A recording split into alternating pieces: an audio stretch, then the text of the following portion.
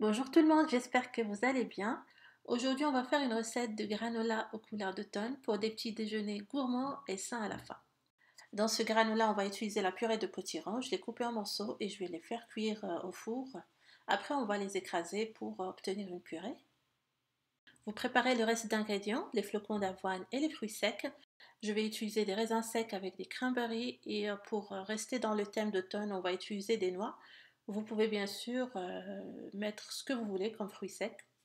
Je prends une casserole, je vais mettre la purée de potiron avec l'huile de coco ou une huile végétale de votre choix, huile d'olive par exemple si vous aimez le goût. Je mets du sirop d'érable ou du miel. On va mettre la casserole sur le feu en remuant pour mélanger tous ces éléments ensemble. Dans un saladier, vous mélangez les ingrédients secs, donc les flocons d'avoine, les raisins secs, les cranberries, ainsi que les noix concassées.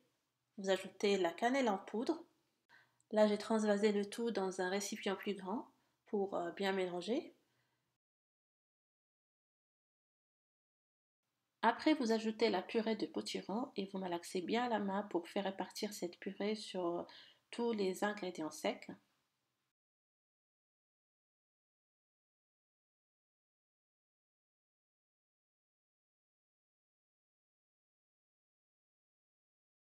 Maintenant, je verse le tout sur la plaque du four habillée de papier cuisson.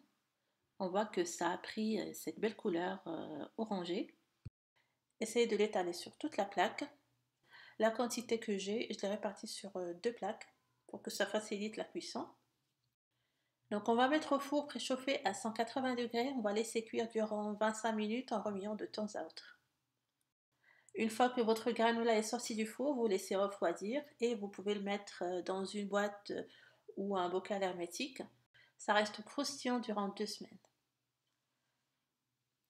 Donc on arrive à la fin de cette vidéo. J'espère que la recette vous aura plu, que vous allez la tester. Merci de l'avoir visionnée et à la prochaine.